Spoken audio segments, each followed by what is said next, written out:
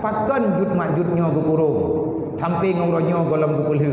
Jud majud ikurit gunung. Tina tamang dalam dunia. Nya mana? Nya. Man kupul ke kurung. Yufsiduna fil ard. Jud majud berbuat fasid, berbuat mungkar. Sawa jud majudnya tujuh Nabi Nuh. Anu yafi. Gekutuk oleh Allah karena lebih pilih permoh dengan Rasul Allah. Nabi Nuh tengah sakit, gehoy anu ke haija itim yang permoh. Lahir anu yang kerja majud je. Yang kerja urang betal-betal kan, mau masalah. Ya bayang tak pegang ni kali-kali kero nak jom nak cicet nahi majud anu. Doa baik.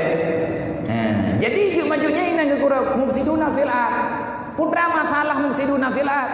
Jud majud ibadah haji 40 huruf 3. Yang 40 huruf 3 jaga dengar ni. Yang itu julang kampung ipaju ku yang nak.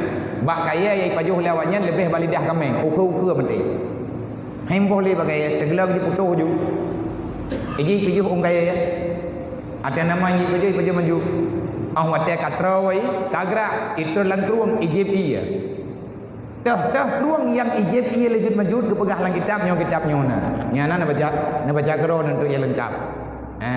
Lemboi menyebutlihat hadrat pelumah tentang masalah tanda-tanda urang kiamat kuburan. Nya mengijib ia jud majud lang kerung tho. Thobi karena lidah jimu bidha agam.